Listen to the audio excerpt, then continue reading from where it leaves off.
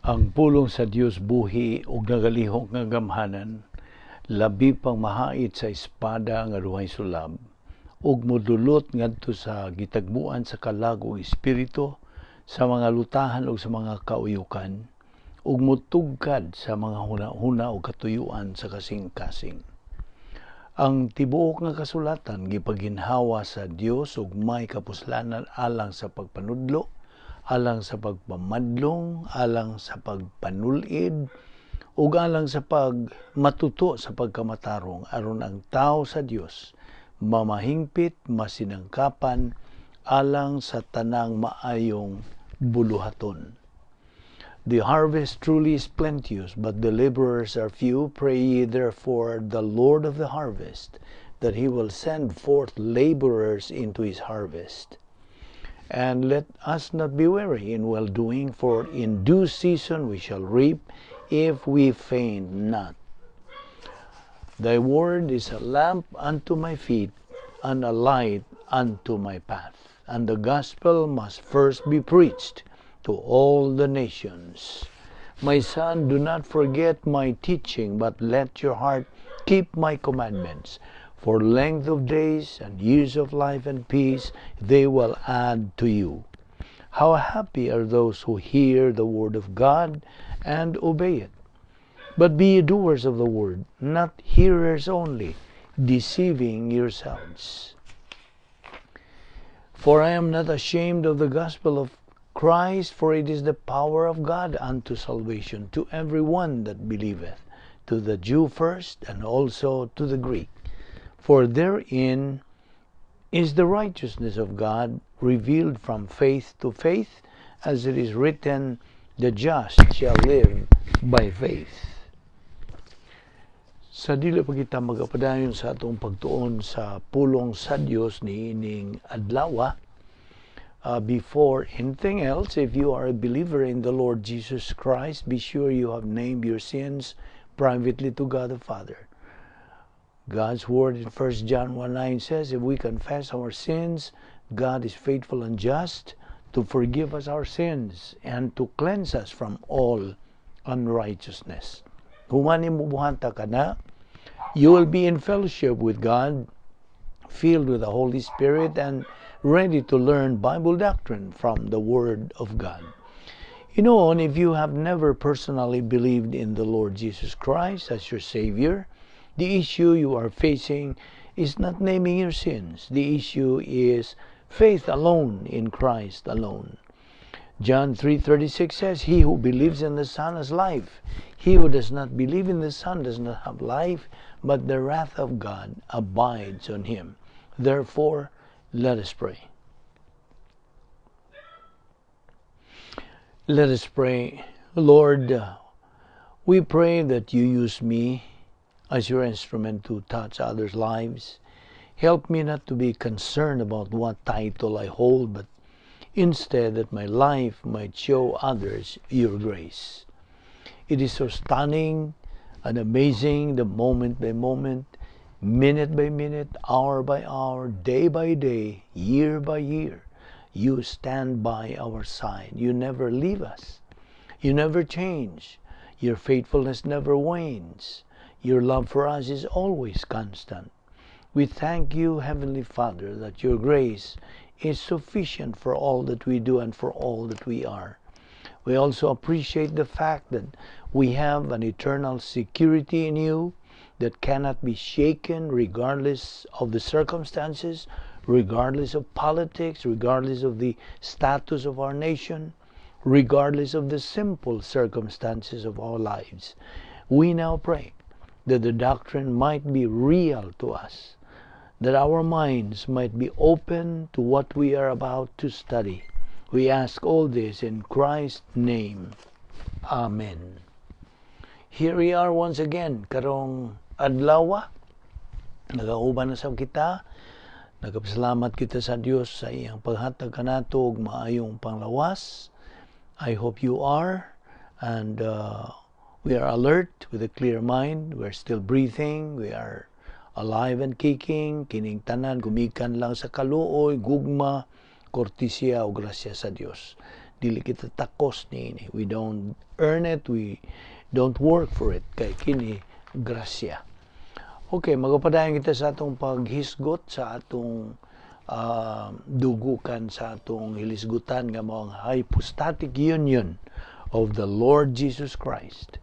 So, and the Word is made flesh, matud pa kana sa John 1:14, and that is the Lord Jesus Christ's hypostatic union that took place at His virgin birth. Sa iyang pagkatao didto sa pasungan. Dito in taon siya matao sa usa ka pasungan. He humbled Himself. Mao kanay pagpakita ni Ginoong Kristo sa iyang pagpaubos. O iya kanang gihatag nga modelo siya. Gipakita kanato, gipadayag kanato nga sumusunod niya. And so, He immediately resided in the prototype divine atmosphere at His birth until He commended His spirit. He dismissed His spirit when He cried out while hanging at the cross, O Tetelestai, it is finished.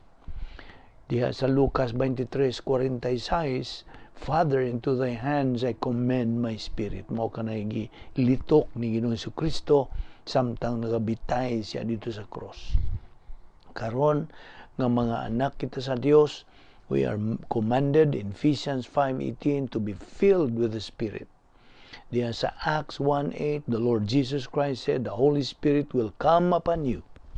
Now, o diha may atong mga pangutana, diin man kunugikan ang mga milagro nga gibuhat ni Ginoong Kristo. The miracles are the decision from God's sovereignty and wisdom. Kaya ang formula good niya to God's sovereignty plus God's wisdom plus God's power equals miracle. Mao kana ang formula niini. So ang pagkalabaw makagahom sa Dios, dugangan kana sa kaalam sa Dios, God's wisdom, dugangan kana sa gahom sa Dios equals ang milagro. Mao kanay mo gawas ang milagro. All miracles are always compatible with God's will and plan. Always. O sa iyang pagkatao, hindi sa yuta, during the hypostatic union of the Lord Jesus Christ, kadtong tanang mga milagro were performed through God's plan, through sa pagka-Diyos ni Ginoong Kristo. Correction. During the hypostatic union of the Lord Jesus Christ, all miracles were performed through God's plan, not, okay, kung i-emphasize ka na, not through Christ's deity. Dili sa iyang pagka-Diyos. Katong pagbuhat niya sa mga milagro. Pinagi lang kadto sa plano sa Diyos. Okay? O dili sa iyang pagka-Diyos. Miracles are not problem-solving device, by the way. Dili. 3 categories of miracles during the Lord Jesus Christ hypostatic union. Unsa man tong tulo. Number 1, creation-related miracles. Unsa bot pasabot? Nga ang gahom ni Ginoong Kristo ingon nga creator siya ang magbubuhat. That's why it's creation-related miracles. Sa iyang pagka-creator, mao kana ang una nga kategorya. Ikaduha, ang Messiah-related miracles, ang iyang pagka-Mesiyas. Ang mga milagrong gibuhat ni Ginoong Kristo were performed to manifest His credential that He was the true Messiah. You see? Iya katong gipasundayag o gipadayag, pagpakita, pagpaila nga siya ang matuod nga Mesiya. Pagpakita sa iyang credential nga siya ang matuod nga Mesiyas. Example niya to, casting of demons. Iyang gipahawa ang mga demonyo. O ang ikaduha, ang pagpakalma, pagpahilom sa kanang unos. You remember that? Coming down the storm. Mao ko ikaduha nga ehemplo. That's Messiah-related miracle. O ang ikatulo, agent-related miracles. Pinagi kini sa pagkalabaw makagahom sa Dios ug sa Espiritu Santo. Agent-related miracles. Now, ang tanang mga milagro, gibuhat or performed to give credibility to our Lord's message. Aron pagpaila sa kamatinud-anon o pagkamatuod sa mensahe ni Ginoong Jesucristo. Now, going back to our spiritual life, we need to grow in grace. Inumdum ka, 2 Peter 3:18, grow in grace and in the knowledge of our Lord and Savior, Jesus Christ. Okay, ani ay prinsipyo. Kay we will be giving you a lot of principles as we go along. One principle that we have to take into consideration is this. The more doctrine we learn, the more capacity we gain. The more capacity we gain, the more spiritual we become. The more spiritual we become, the more rewards we acquire both in time and in eternity. So, kung hubaro na ito binisaya, nangingon kini nga, kung doon na ka na daghang doktrina nga imong nakatunan, doon na nasakay dugang katakos sa pag-angkon ni ini. The more capacity we gain, daghan sa mga itong katakos nga atong tapo, we gain nga atong maangkon, the more spiritual we become. Musamot ang atong pagka-espirituhanon, o musamot ang atong pagka-espirituhanon, mudaghan ang atong mga ganti nga atong madawat dinhi pas panahon o dito na sa eternidad. Our spiritual life is far greater than any miracle. Timan anato kana. Mas mainungdanon ang atong espirituhanong pagkinabuhi. Kay mulabaw pa kini kaysa mga milagro. In fact, our spiritual life is a miracle in itself. Nakasabot ka? Ang atong spiritual life mismo, milagro na kana. It is a miracle in itself. Kaya tiyaw mo na, talagsaon lagi akong giingon nga. The unsay definition again sa Christian way of life, it is a supernatural way of life, and as such, it requires a supernatural way of execution. Kaya kini supernatural man, dili kasagaran. Therefore, ang atong pagkinabuhi, ingon nga mga Kristohanon, with the spiritual life, that is a miracle in itself. So, by the way, ang spiritual life sa Griego nga pulong is eusebia. Ang eusebia, hubaron ka na sin English, is godliness. Ang atong pagka-Diyos nun. Nga mo kanay, lintunganay yung buti pasabot sa pagka-Diyos nun. Okay? Lintunganay, meaning that's the real, umaw yun na ingnon ta, tinuuray yun. So, again, our spiritual life is a miracle in itself. Now, we should know that the purpose of temptations is to let us reject and disobey God. Mao gyud ay labing tinuod diha. Nga ang tuyo di ay sa mga tentasyon nga mo abot ka nato is to let us reject and disobey God. Natural. Kasi sa panahon nga kita mga sala, unsa, nagasupak, nagasupil man kita sa kabubuton sa Dios. Kay it is an offense to God sa diha nga kita makahimo og sala. Once we believers succumb to any temptation, bisag unsang matang sa mga tentasyon, si Satanas mudaog sa gitawag sa angelic conflict, kaning bugno nga espirituhanon. Siya ay mudaog. And we lose in our spiritual life. We become losers. You see? Nakita ba nimo ka ng puntuha?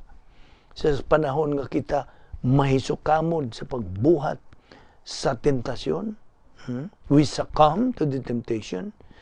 Si Satanas mudaog niining bugno nga espirituhanon. O kita pilde sa atong spiritual life. We become losers. That's why we believers need all the time knowledge, knowledge, knowledge, knowledge, and more knowledge mo na ginganlan sa usa ka pastor vitamin K, kay knowledge, K, knowledge, knowledge, knowledge, padayon sa pagkat og dugang mga doktrina. Kini nga itong gibuhat, pag-unsa, pag-saturate sa atong panghuna-huna, pangisip sa mga pulong sa Diyos, kapulihan kining atong mga tawhanon, mga kalibutanon nga mga panghuna-huna, pulihan kini sa iya sa Diyos. Nakita nimo? Did you get the point there?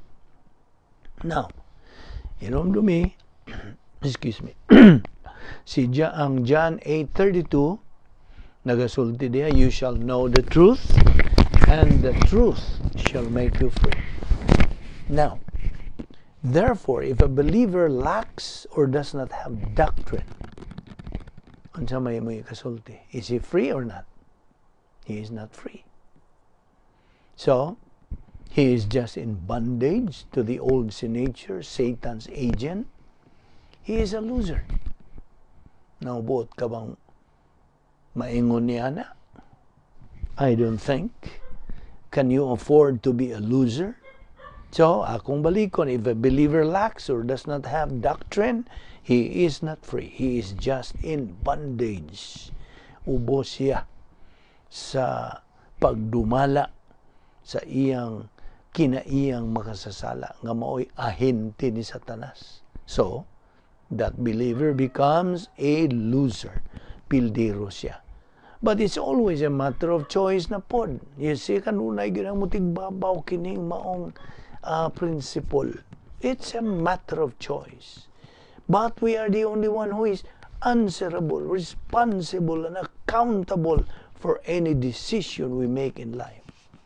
Let us always remember, kinahanglan atong hinumduman, that there is no power that's greater than the Word of God. There is no power that's greater than the Word of God. Kaya nga, Hebrews 4:12, kanunay nato kanang at dinhi sa di pa kita magsugod sa itong Bible study. The Word of God is alive and powerful, sharper than any two-edged sword, piercing even to the dividing asunder of soul and spirit, and of the joints and marrow, and is a critic of thoughts and intents of the heart. Mao ka na. Akong balikon. Let us always instill that in our soul, that there is no power that is greater than the Word of God. Because God's Word is alive and powerful. Buhi o gamhanan. So, do you want power in your Christian life? God's Word is available all the time. 24/7, 365. Available. We have no excuse, therefore, not to have this power. Kay gisangkapan kita sa Diyos all the time. Again, it's a matter of choice. It's a matter of priority. Remember the 6 requirements in the spiritual life? Una, routine. Kinahanglan nga kini mahimo na ning routine. O sabot pasabot og routine. Mo na nay maandan. Imo bang giana di mong kaugalingon kini nga atong gibuhat.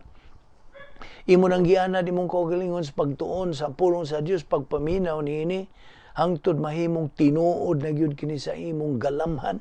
Routine. Ikaduha, organize your life. Kinahanglan imong ipahiluna. Imo bang ihanay among kinabuhi. Ikatulo, nga kinahanglan na kay hustog yung kanang pasiuna sa imong kinabuhi. The true scale of values. True scale of values should be the Word of God. Ikaupat, ang pagbuhat nimong husto, tukma, maayo nga mga desisyon o kini mabuhat lamang diha sa usa ka dapit. So din ang maong dapit nga may gahom sa Dios. Divine dynasty sa imong pagbuhat sa bisag unsang desisyon. Bisag unsang desisyon. Kung naa ka sa suod, kanang desisyon na husto, tukma, maayo, which benefits you. And then number 5, persistence. Ang imong malahutayon, persistence. Ug ang ikaunom, perseverance. Ang imong pagka kanang makugihon og sa pagpadayon gyud sa unahan, perseverance. So mao kini ang unom ka mga requirements sa spiritual life. Buod ka bang masayod niini, you can write this down aron kini imong ma-apply sa imong pagkinabuhi. Routine, organized life, true scale of values, making good decisions from a position of strength. Kay kining paghimo nimong desisyon sud sa divine sphere, gikan na sa position of strength. Right? Unya ikalima, ang imong pagkamalahotayon, persistence, o ang ikaunom, perseverance, ang imong pagpadayon sa pagsibog nga sunahan, advance. Do not retrogress, but you have to progress. Go ahead. Move forward. And aron atong matukod usab ang edification complex of the soul, ginganlan nato kini og ingnon nila nato binse og dambalay. I don't know if you accept this kamo mga Bisaya. ECS is the edification complex of the soul. Ang unang ang nini mao ang imong pagkahiluna sa grasya. Grace orientation. Imong pag-anad o pagsabot na gyud sa gipasabot sa grasya. Okay? Grace orientation. Ikaduhang ang mao ang imong pagka-master na gyud sa detalyes kinabuhi. You are now the master of the details of life. Meaning, dili ka na slave, di ka na ulipon. Di ka na biktima nila. You are no longer a slave, but you are the master. You can control. Kaniyan to nga murag wa kay control sa pagpamalit, mga butang, mga kamtangan, details of life. See? You are a slave. Karon ikaw ng master, you can control. Ikatulungan ang naa ka na'y kahayahay sa imong pangunahuna. Relax, mental attitude. Number 4, naa ka na'y inner happiness, na nakay kalipay nga naa sa sulod nimo. Mo ni buot pasabot ni Ginoong Jesucristo that you may have that happiness, that joy, abundant joy diha sa imong galamhan. So mo kana ang upat nga angang o ang ikalima mao na ang imong pagkaokupado na kang Ginoong Jesucristo. You are now occupied with the Lord Jesus Christ. Imagine, okupado na imong pangunahuna kang Ginoong Jesucristo. Sa imong pananaw sa kinabuhi, bisag asa kamulingi, Ginoong Jesucristo, ang Dios na. May imong pasiuna, mo'y nag-una nimo sa imong panghunahuna. Again, Luke chapter 2 verse 52, our Lord Jesus Christ grew in wisdom and stature. Nagatubo siya uban sa kahibalo, kaalam, og sa iya usab nga sa iyang tawhanon nga lawas. Nag-anam siyang tubo. Now, again, 2 Peter 3:18, ako gining kanunay malmal diha. Grow in grace and in the knowledge of our Lord and Savior Jesus Christ. Tun-an nato ang pulong sa Dios. God's word, besides being a power, is every believer's food. Ibaw ka ba? Mauni kalanon sa atong kalag.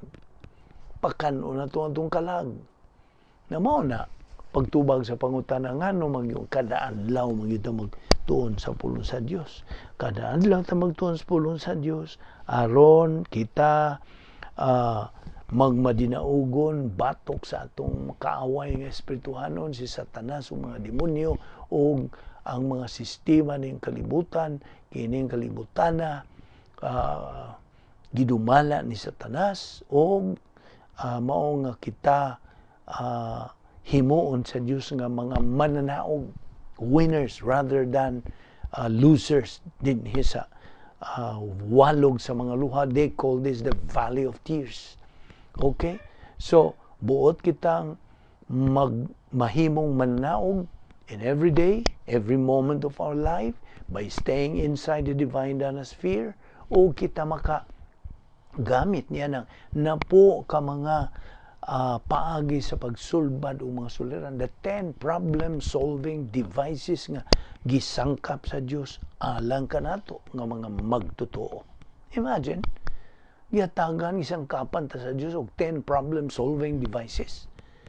Iyaha kini mga solusyon ug pinaagi sa iyang mga pulong atong tun-an mo na murag nag-ingon ng Dios nga na ko'y solusyon sa imong suliran. Tun-i lang.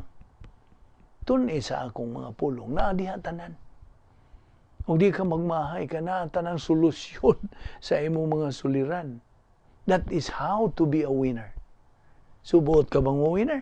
I am the author of winners, ba? Kung ato pa ng himuan balag papaklaro kanimo nga mao ka na isulti sa Dios kanato. I am the author of winners. I want you to be a winner, not a loser. Kay anak kanako, buot ko nga ikaw mahimong mananaog, victorious over your problems, mga gumunhap, mamantingalin na binisayang muraglawom naman ang gumunhap, mga suliran, mga pagsulay, ana-ana. I have solved your problems even in eternity past. Naibaw ka ba? Mao ka na isulti sa Diyos kanato.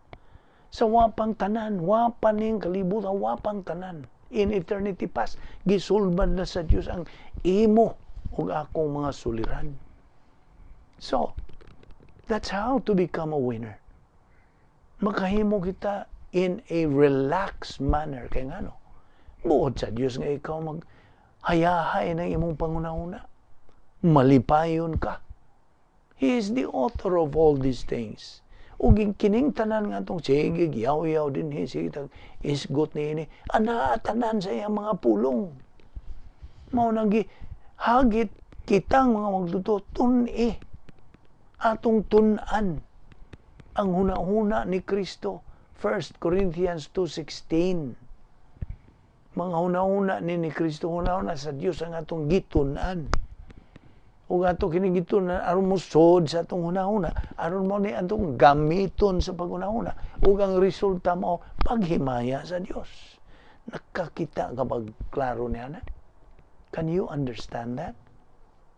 Now, kay naas Mateo 4:4 kan unon o kalanon ang pulong sa Dios sa atong kalag. Man does not live by bread alone, but by every word that proceedeth from the mouth of God. Apan, subo kayo palandungon nga daghang duot, bagang duot sa mga Kristohanon. I'm talking about Christians. There are so many Christians who are spiritual bulimia. Iba ka ba kung saan yung bulimia? It is a disease of a person who eats a lot of food but just throw it up, vomit later. Ano bulimia? Yes, there are believers who study the Word of God a lot. Sige lang silang tuon, but just don't believe and don't use it after studying God's Word. They have that bulimic disease. Nagasabot ka? Now, well, uban tingali mo yung grabe naman po ng inyong sinultihan ni Habik. Nawa ko'y mahimo. Igo lang kong padayag ni gikan bunga kini sa pagtuon sa pulong sa Dios. Di magkaya ako na igo kitang tanan. Human kini nato isulti ni ining atong Bible study. Naigo na ko sa kadaghan. Igo ko una na to ni isguti. Did you get the point? So again, dili we cannot afford nga mahimot ang bulimic, nga maangkon itong bulimic disease, nga daghan sa mga magtutuo. Sige lang tuon-tuon, bisag, mo lagi, kutob, paminaw. Studying God's Word is one thing, but believing the Word of God is a far different thing. Basta? Mahimo kang magsige kag tuon sa pulong sa Dios wa man nimo tuohi. Mura man lagi palusot nimo sa pikas dunggan. One ear to the other. Mao ba? Kutob ka ra diha. Why? Hinungdan. It's useless. Academic knowledge ra ang imong naibawan. Mahimo kag kuya o kamo tudlo. Mabantog ka, daghang bilib ni mo nga kuya, wa man na siya mo tudlo. Apan wa man di ka mo tuo sa imong itudlo. Wa man ni mo tuohi. Wa man ni mo hangpa. Wa man ni mo dawata. So, nahimo lang ka ng academic knowledge. Did you get the point? Dili kita, we cannot afford nga mahimo lang kini academic knowledge. Kinahanglan i-metabolize kini nato, galingon ba mo ni akong kanunay gamit. This is my personal interpretation. Kini pag-metabolize, galingon mangod. Okay, ako kang taga ihimplo nini aron masabtan gyud nimo. Kini mukaon kag luto, mukaon ka. Okay, when you eat food, any kind of food, nananagibutang diha sa lamisa kanang kalanon. So, kanang imong kabubuton mulihok, muingon tong imong kabubuton. Mukaon ka ba ana di? Tingali imong kabubuton mo mukaon ko. Okay, positive volition to. Positive tong imong pag-ingog, mukaon ko. Okay? Ang imong volition mo yun na po. Unya, sa di pagkamukaon, sa may imong gamiton, imong kamot, kutsara, tinidor. See? Every moment, matagutling sa anong kinabuhi, mo imong kag desisyon. So, kanang imong amang volition nimo mulihok, sige mo gamit ko kutsara, di ko magkinamot. So, kuha ko kutsara tinidor, gamito nimo sa pagkaon. Nakaron, imo nang kuhaon katong pagkaon o aron imo nang ibutang sa imong baba. Gusto?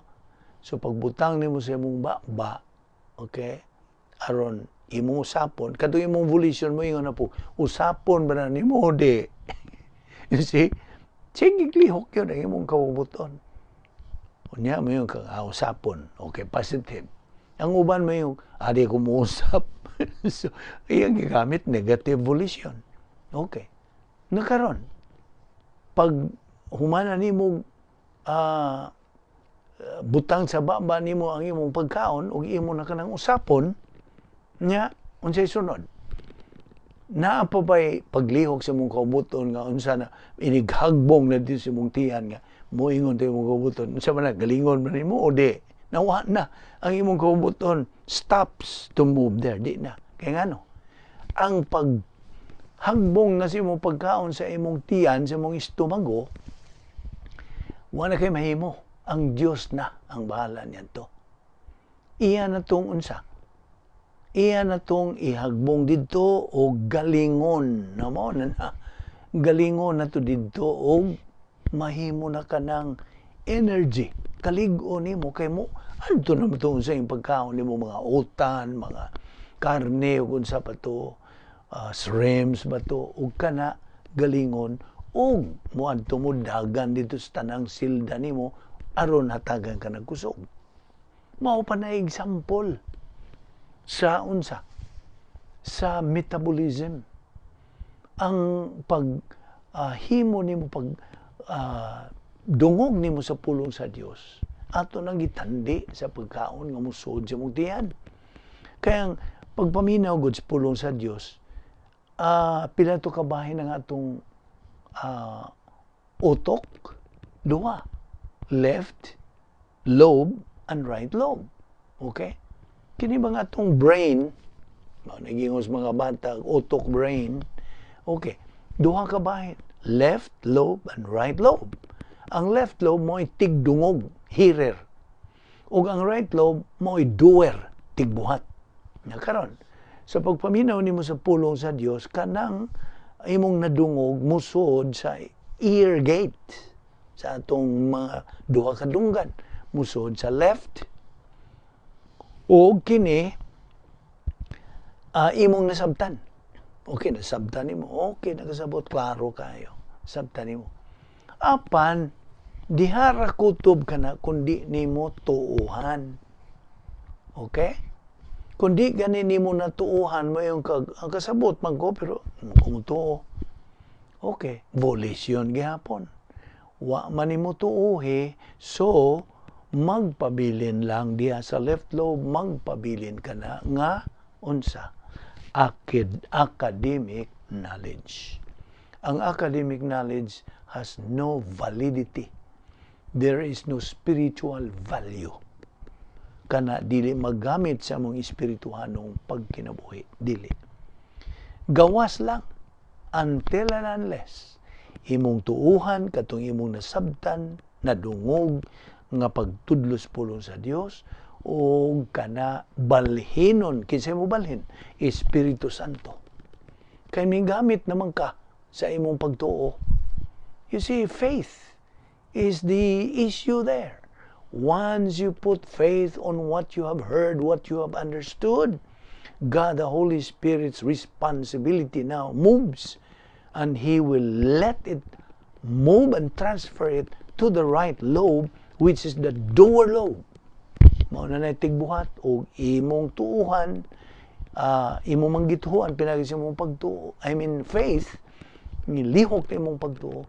Ang Espiritu Santo sa iyang pagka-omnisyente, sa iyang pagkasayod sa tanan, iya ka ng balhinon didto sa imong tuong, bahin sa imong utok, o kana mahimo ng ginaling. Mao na akong igamit nga pulong, ginaling. Metabolized Bible doctrine that you heard and understood, o kana maunanay time for you nga imo magamit. This has now spiritual value and validity nga magamit nimo sa imong adlaw-adlaw, moment by moment nga spiritual life. Did you understand? Do you know what I mean?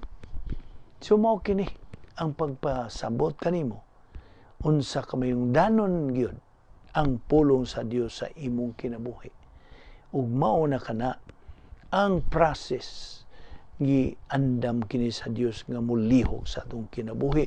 So again, we cannot afford to have that bulimic disease na ato lang nang murabang isuka. You throw it up later sa imong human nimo tun-i kana. Moingon naman gud kay nganuman daghan mangong babag. Kung magtuon ka nya daghang babag na ay mga background nimo sa imong relihiyon kanhe. Imong naandan nga gituuhan.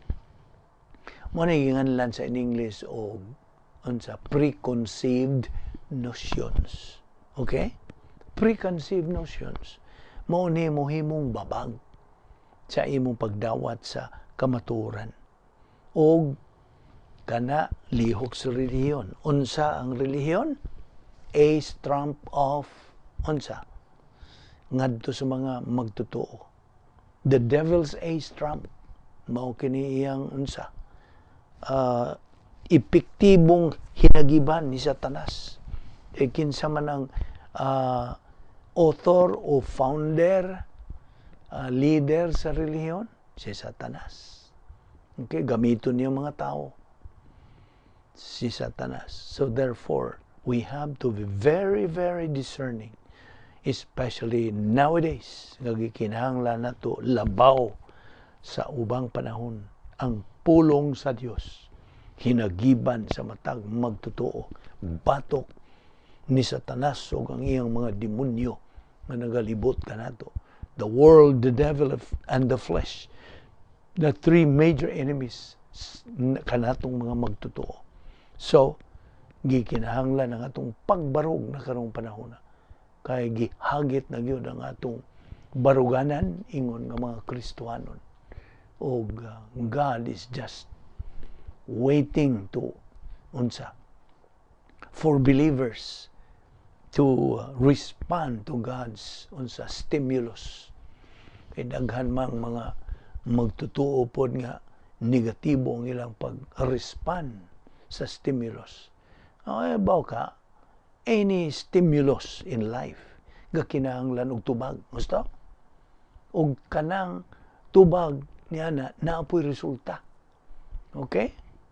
Ang pulong sa Dios nagasulti as far as salvation is concerned, believe on the Lord Jesus Christ and thou shalt be saved. Mo na stimulus sa Dios for every individual member of the human race to respond. Nagikinahanglan nga mo respond siya, mutubag siya. It's either yes or no. You see? Mutuo ka ba ni Kristo o di? Apan, kung unsay imong tubag, whatever is your decision, your response, kung mo yung kagdi, okay, naibawa na po kaon sa resulta. Ang resulta ay God is controlling the result, but He cannot control your response. Kay gumikan sa kabubuton nimo. He respects our volition. So dili siya makatandog. Naghuwat lang siya unsay imong itubag. So unsay gisulti sa John 3:36, he who believes on the Son has life, eternal life. Namo na. Kung positibo ka mo dawat ka ni Kristo, na kay eternal life. Unsay sunod nga bahin niya na. He who does not believe in the Son does not have life, but the wrath of God abides on him. Sa manang wrath of God. Kanang buot pasabot sa wrath of God sa original, dili na kay kasuko lang. Mao kanay hulagway sa linaw sa kalayo. You see? So ingnon na lang nato gyud na di ay pag-interpret niya nga, he who does not have the Son, he who does not believe in the Son does not have eternal life, but the wrath, but linaw sa kalayo. The lake of fire is what he is destined to go. No, tayo mahimo niya na. Igo lang tang nagpresentar niya sa kamatuoran sa pulong sa Diyos. God has a stimulus. Every stimulus needs a response. You see? So therefore, our volition is at stake. Our decision is always at stake. Og dinhi usa kita mohunong ato kining ipadayon sa paghisgot ni ining mahinungdanon kayong mga butang bahin sa pulong sa Dios. Magaampo kita. With our heads bowed and eyes closed, let us dedicate the closing moments of our Bible study through the YouTube and Facebook under the Vic Balbido Evangelistic Ministry. And we are dedicating these closing moments to those of you who are without Christ, without hope, and without eternal life. Kini ang panahon, kini ang higayon sa imong kinabuhi. Bisag unsa ang imong ginahuna, no matter what you think, no matter what you believe, it is a moment of consideration. Usa kini kahigayon to put everything out of your mind. Ihikling una. Think about the Lord Jesus Christ. Think about His person. What does all this mean? Unsa ang Kristyanismo? What is Christianity? Well, Christianity is Christ. It is a relationship with God through Christ. The Lord Jesus Christ said in John 14:6, I am the way, the truth, and the life. No one comes to the Father except by me. There is only one way to have that relationship. Ang pulong sa Dios nagasulti, tumuo ka kang Ginoong Hesus ug ikaw maluwas. Mga buhat, all the works that you can do in this world have nothing to do with your relationship with God. Ngano? Because you are a sinner. Because you are not perfect as God is perfect. Because His perfect righteousness has to reject unrighteousness. And you are unrighteous. No matter how many good deeds you do, that's where Christ comes in. That is why how important He is. Because He is the only one who can present you faultless before God. Siya lang. And how does He do that? Well, miadto siya sa cross. He went to the cross for only one reason, to die. Pagpakamatay alang kanimo, pagpakamatay alang sa matag sakop sa kaliwatan sa tao. He didn't care whether people rejected him or not. What? He died for them. Grasya ka na sa Diyos. That's grace. His absolute grace. And what does that mean for Him to die for all of us? That means that while He was hanging on the cross, God the Father imputed all our sins of the sins of mankind ngadto kaniya kang Ginoong Jesucristo. Iyang gidawat kadtong tanang mga sala upon Himself. And when He did that, iyang gibayran ang suhol sa tanang sala. He paid the penalty demanded by God for sin. Ang sala, good, is spiritual death.